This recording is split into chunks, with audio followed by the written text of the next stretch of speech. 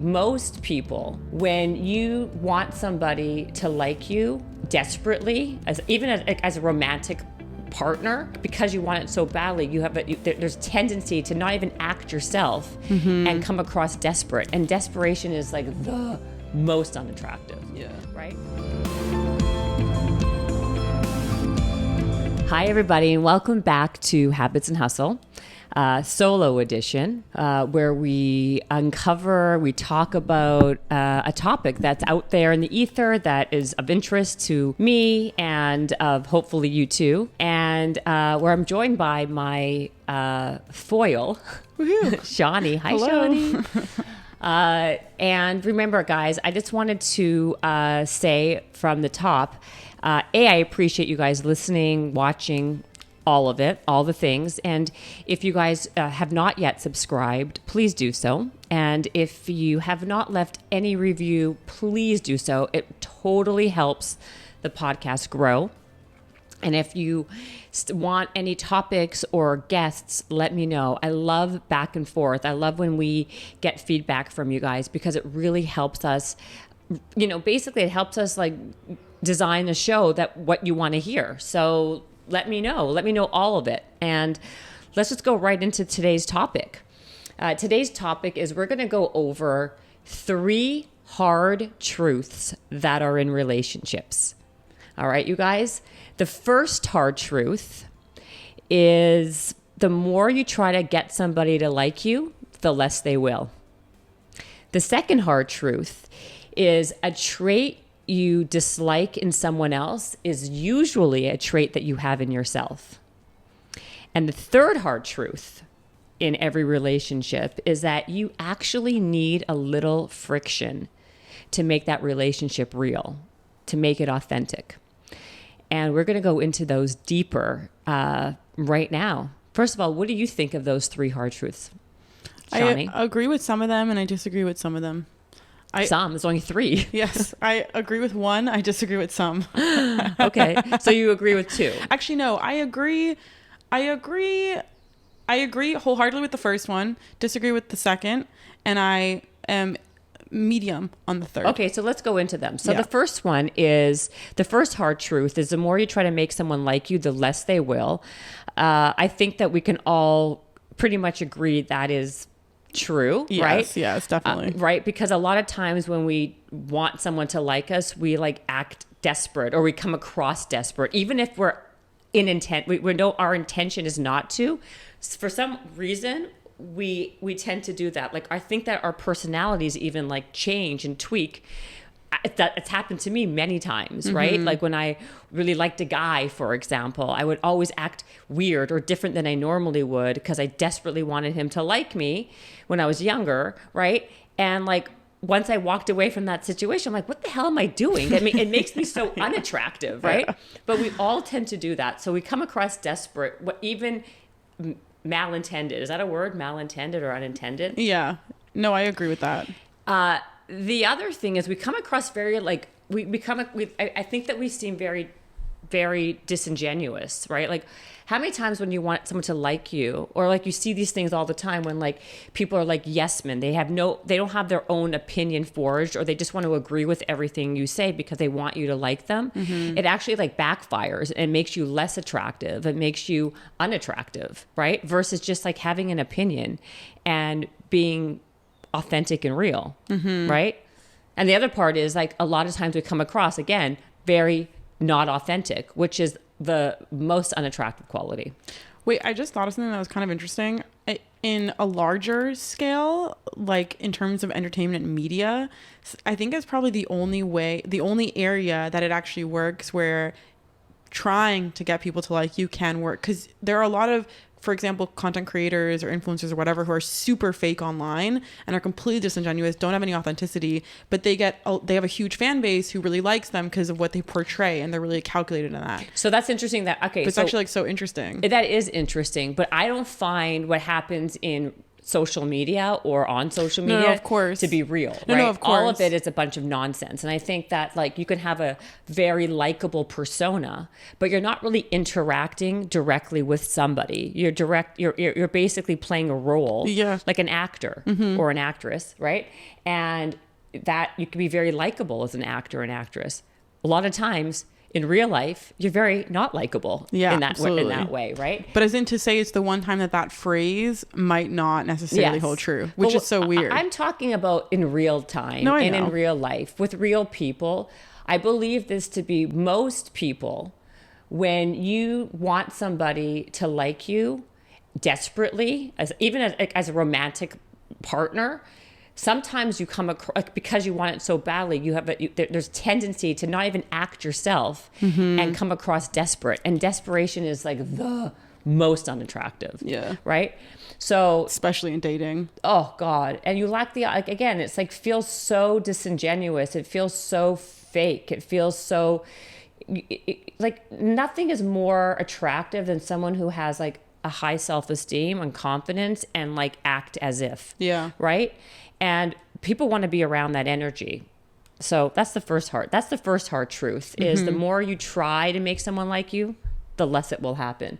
The second hard truth is that usually that quality that you dislike in someone else is because you have it yourself, even if you're not consciously aware of it, right? If you actually take a moment to do like some reflection or have some self-awareness, you'll see that it's because you have that in you a little bit that really irks and bothers you.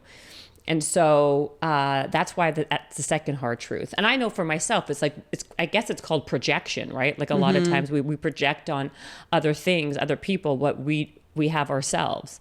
And I've done this many times. Again, I'm putting it out there because it's something that I think has happened to all of us. We've done it at some point of our lives. And if we can just like bring it to the surface and talk about it, I find it to be very interesting. Have you ever done that? Don't you believe that to be true? No, I think it can be true, but I don't think it is just the truth. Like, I don't think any trait that you dislike in someone else is something that you have in yourself. Okay, so give me an example of what you think would be a trait that would, like, for you. Like, what would you dislike in somebody that you feel that you definitely don't have? I have really good manners, especially when I go out to eat. And I can't stand people who have really bad manners, who are not polite to the waiters or the wait staff, who are just kind of gross at the table. Yeah, but you're picking on these things. This is okay. No, so, I can name 100 other ones. Okay, name another one. I Name really another one. dislike people who lie, and I very rarely lie. I don't like lying. I think that's like a really bad quality.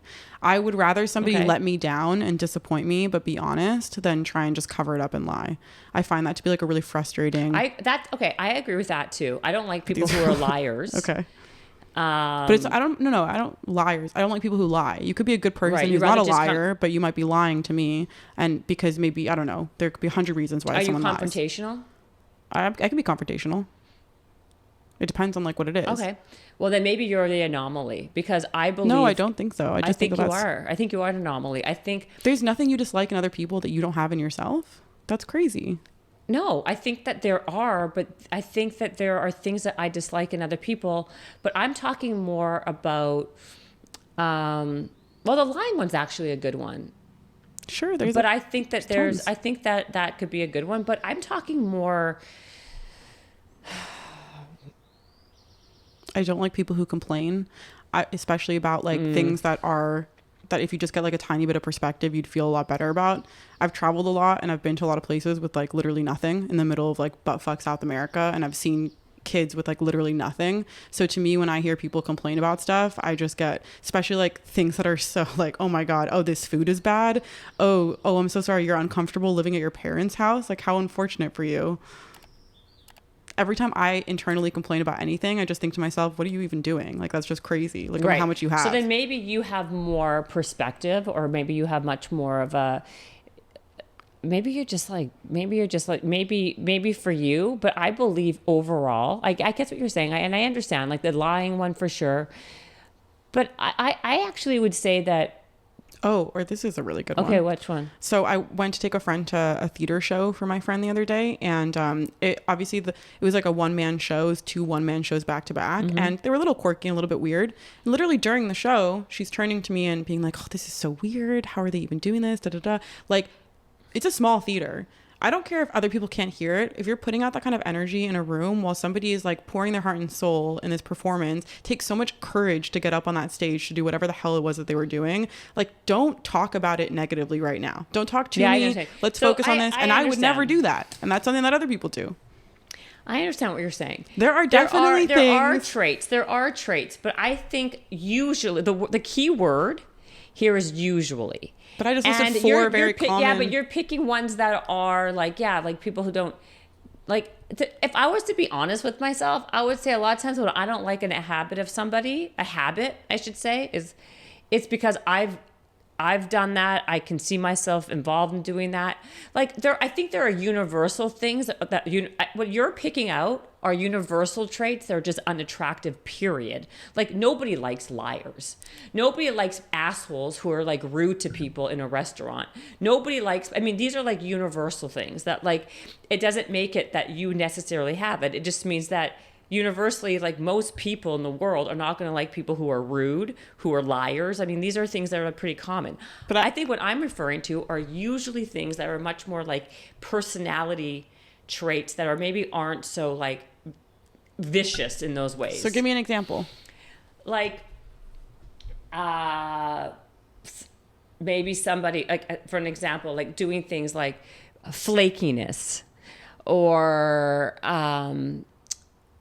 somebody who kind of is like passive aggressiveness. I'm just making things up. Are you passive aggressive? I'm not. Because I'm not, and I dislike people who are. Aggressive, I don't think, but I think that I'm not.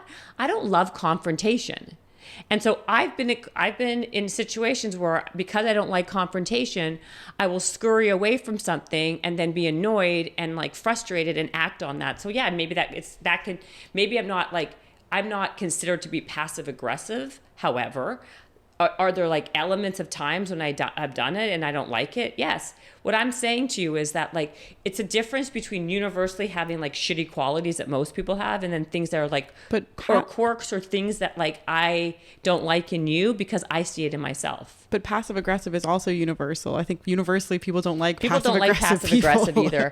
Flakiness, I think, is also universally, which, by the way, I actually am mildly flaky, and I don't mind people who are flaky. I find it actually endearing.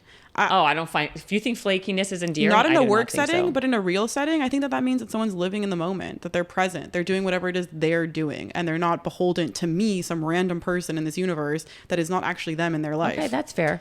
Let's move on to number 3. Okay. But I don't think you've actually established that number 2 is true. I think there's, okay, so my point is, universally, there's things that are just unattractive qualities, period. How about you guys that listen to this podcast? Would you agree or disagree? Do you believe that usually something that you're not like loving in someone else is because you have it in yourself somewhat? And I'm not talking about things as broad and big as being a liar or being an asshole and being rude to people or being mean to people. I'm talking about little things. Maybe passive aggressive can fall into that too. I don't know. Some people don't mind passive aggressiveness as much as me. I like disdain it, but I think it's because maybe I can be that way. But what do you think at home? Tell me.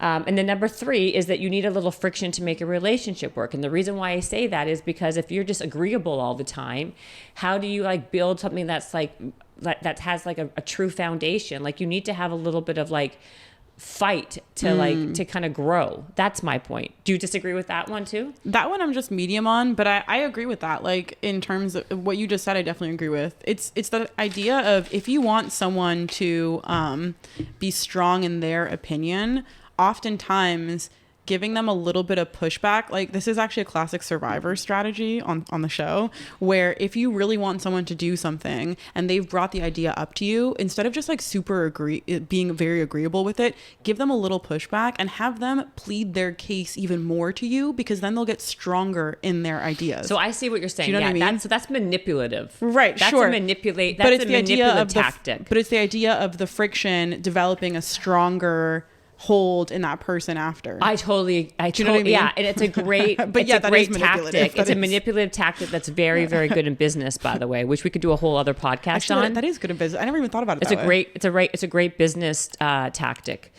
What I'm talking about is much more about the idea that when you fight with somebody because you have a disagreement, if you can work out that fight, it usually brings you closer and stronger as a unit, right? Because you're going through resistance. It's the idea of resistance that helps, really kind of bond and build strength. That's really what I'm talking about. What you're talking about is more. Well, no, I understand. I was just relating it to what you said at the beginning. Yeah. But yeah, I hear you. I think a little friction is good. I think that there's just a fine line. Like, I think when it gets too much, that's when it starts becoming a problem. Yeah, that's why I say like a little friction. I think when you just are like, you kind of go when people are just like very agreeable all the time with each other, it lacks some kind of like, like just like some stickiness in a way, and again, these are all malleable, right? So if you guys have any opinions, let me know. But those are my how about this? These are my 3 hard truths in relationships. What are your 3 hard truths? Wait, I actually really, okay, next time we meet up, obviously it's going to be in a while, but just think about like when you're in a situation and you're sat there and you're annoyed with someone, think to yourself, do I do that also? Yeah. Because I'm so curious if there are ones that you actually so many. Don't do as well yourself. There's so many. I'll tell you one that I think is interesting. I hate flakes. I really do. I think I really don't like that, but I've been a flake myself. I love a good flake. I don't like people who are I think people, you know what I hate? And I'm very much, I don't do this. I mean what I say and I say what I mean. If I say I'm going to do something, my word is really, really important. And when people are lax on that, that drives me crazy. I hate that. Yeah. But again, I think I've learned to be better at it and I've learned to be good at it. I think probably at a time in my life I wasn't. And that's what's kind of like why it kind of like stings and bothers me to my core more. So that's another thing. Like, I think that maybe you're not like this now, but maybe at a different phase of life, it could be something that you were more like at some point. I'm just throwing it out there. Well, there are all the things I dislike are things that I've definitely like things that I dislike in other people are definitely things I try to make sure I don't do. Mm-hmm. I will say that for sure. Fair. That's definitely true. Like if I notice something, especially in a social setting, for example, I really try and be cognizant. I think in life you have so many years, right, to learn and improve and grow. And like, I'd love to be just the best person I can be at all given times. And that's just a constant evolving process. So whenever I pick up something, like if I'm in a social setting, for example, and I see someone do something that I'm really turned off by, or I just find, it like, I don't know, makes me feel weird, then I think to myself, do I ever do that? And if I do, definitely don't do that anymore. And I'm more cognizant of it because yeah, that's a good point. It's like filming your sets, right? Like when you film your set, you can improve. So when you can see somebody else do something that's something that you don't want to do, you can visually see how it's bad. You don't have a camera on you 24/7 to see how you might want to improve yourself, but you can look at other people. Right. So I guess to kind of bring this, to kind of conclude this and bring it to its end, to a conclusion. Yeah, to a conclusion is being recognized and being be cognizant of when you don't like something in someone. Maybe have that reflective moment or that self-awareness moment where you're like, why don't I like that? Is it because I have a little bit of it? Like, why does it bother me so much? Like, to me, it's always, that's what the whole purpose of doing these solos or everything in life, in my opinion, for me, is to see if I can shed or glean light or knowledge from what it is. So that's the bottom line. So next time that you see yourself doing that, see why it is that you have that reaction or that feeling, and maybe kind of have that reflective moment. And that's basically all. Yes. Oh, you know what else I hate? Road rage. Oh, Can't stand road rage. yeah. I see. I don't like it, but guess what? I have it too sometimes. Do you have I it? live in LA. I mean, if you're telling me you have no road rage when you live in don't LA, like- I don't believe you. But I just don't understand, like, why am I like can't hear Okay, you? You know when people like yell? Oh, I don't yell. And like But they're I'm just like it's so frustrating. But it's like as okay. if that person is like literally hearing you. Like it's like I have friends who have full conversations with the car ahead of them. Like as if like Yeah, they're okay. Which I get, like you're trying to just get out your emotions and stuff, but it also just cracks me up. What I can't stand is like when there are people and you know when you're like the road rage. I think is really annoying. I don't do this at all. Like like someone drives by or they're so annoyed by you because you did something like you didn't move fast enough or like when a green turn, red turn green, and they're like giving you the finger and like going right up to your car. It's like, why are you doing that? Like I'm embarrassed for you. You know, like what are you doing? Yeah, like like, the odd like, oh, that's so annoying is different than like, the road like they're like, rage. fuck you. I'm like, oh my God. Like they're like taking it to a whole other level. Yeah, it's like, dude, this wasn't a personal attack. Like No, that's like crazy. But again, it's like it's all degrees and everything's relative. So I have mild road rage. I don't do that, but you don't get out of your car. No, I start don't get out of my knocking car, on the or I other don't like person's start window. swearing, swearing at the person or like drive right up to their window and start screaming at them. No, I don't do that. Anyway, so thank you. And anything else to add? I think that's good. Perfect. Don't have road rage. Yeah. Or try to manage your road rage if you live in LA. All right, guys. Thank you so much. Talk to you soon. And we're out.